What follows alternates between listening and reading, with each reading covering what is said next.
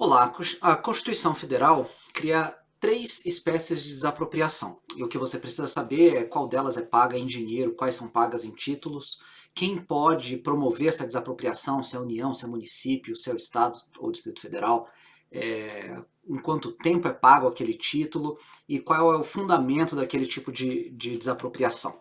É isso que a gente vai ver nesse segundo vídeo sobre intervenção do Estado na propriedade privada. Quem perdeu o primeiro vídeo, corre ali no canal, deixa o link aqui em cima. A gente falou no primeiro vídeo sobre os conceitos iniciais da intervenção do Estado na propriedade privada, sua fundamentação, onde na Constituição ele se encontra fundamentado. E agora, nessa primeira aula sobre desapropriação, então, a gente fala dessas três espécies do conceito. Nas próximas aulas, nos próximos vídeos, a gente fala sobre mais conceitos relacionados à desapropriação.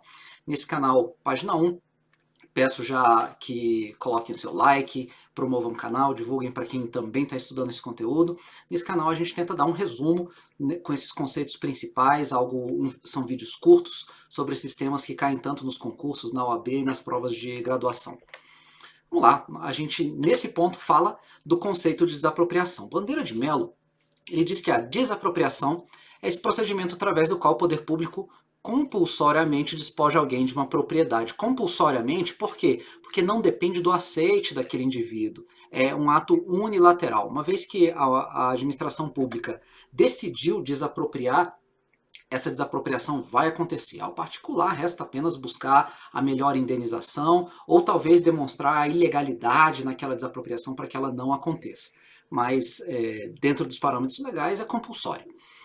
Coloquei aqui também, adicionando, né, à bandeira de Mello, que essa aquisição é originária, algo parecido com o que acontece nas aquisições de imóveis por uso capião. A inscrição do imóvel basicamente esquece de todo o seu histórico, é como se fosse a primeira aquisição daquele imóvel. Importante dizer que a desapropriação acontece sempre mediante indenização.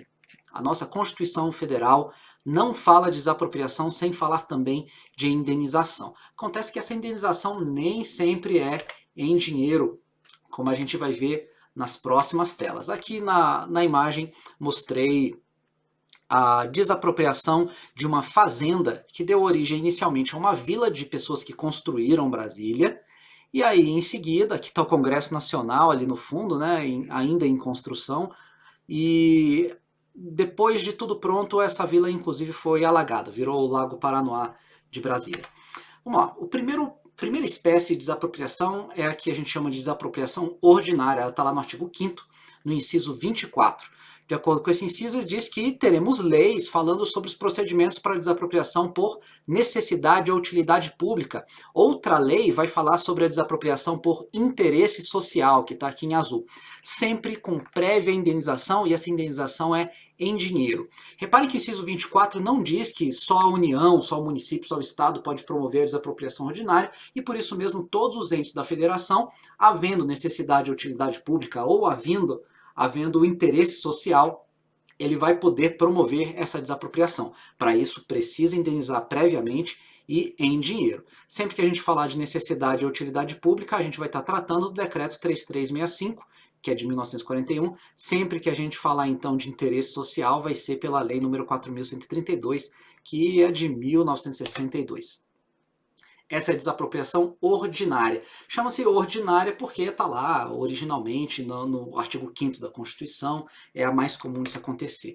A segunda espécie das três que a gente vai estudar a desapropriação fala da desapropriação que a gente apelida de desapropriação urbana. O nome completo disso é desapropriação para política urbana. Ela está também na Constituição, no artigo 182, parágrafo 4º, que diz que é facultado ao poder público municipal, nota aí a primeira diferença, mediante lei específica para a área incluída no plano diretor, exigir então do proprietário do solo urbano que seja não edificado ou subutilizado ou não utilizado para que promova seu adequado aproveitamento. Mas nota que a Constituição Federal aqui já fala de pena. Não é uma utilidade pública, não é uma necessidade da sociedade. Aqui você já está praticamente penalizando aquele proprietário que está especulando com seu imóvel, não edificando, subutilizando, não utilizando em geral.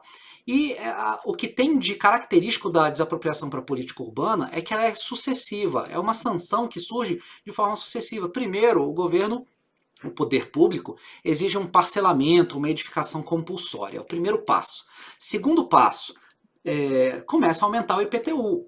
Então, aumenta o IPTU nesse ano, no outro ano paga um pouquinho mais, se mesmo assim a pessoa não, o proprietário não colocou esse imóvel para se desenvolver com a sociedade, contribuir para o desenvolvimento econômico daquele município, aí sim acontece aquele último e terceiro passo, que é o da desapropriação para fins de política urbana.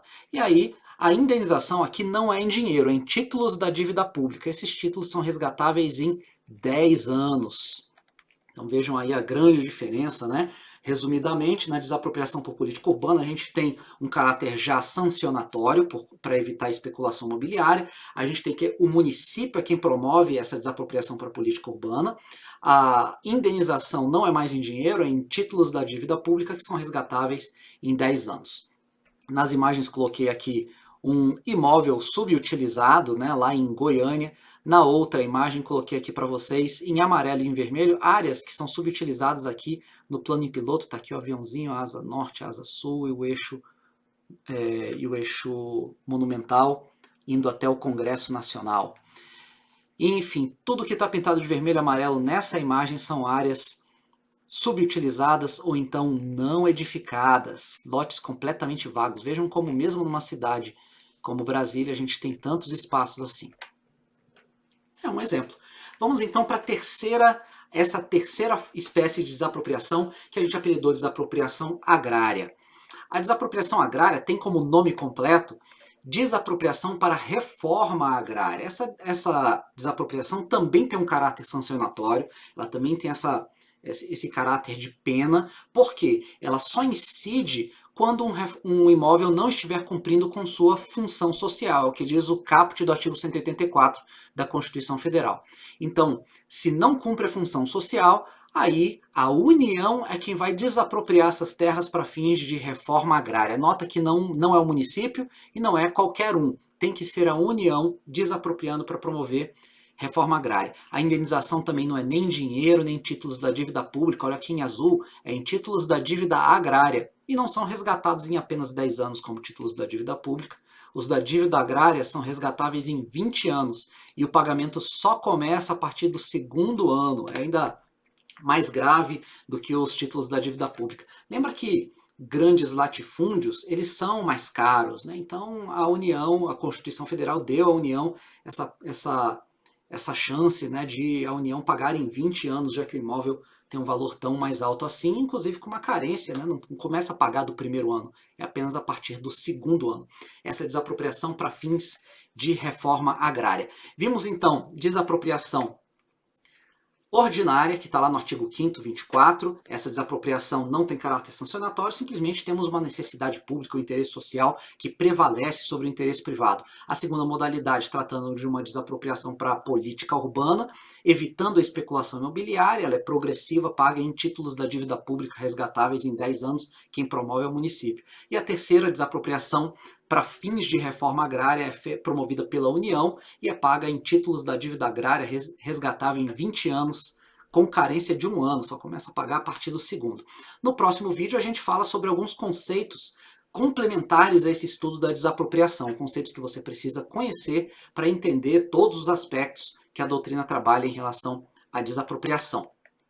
Esse é o canal Página 1. Se esse conteúdo foi útil para os seus estudos, por favor divulgue e assine o canal. Teremos vídeos sendo lançados com todo o conteúdo de direito administrativo, nesse formato de pílulas, vídeos curtos e resumidos com o que tem de mais importante em cada conteúdo do direito administrativo.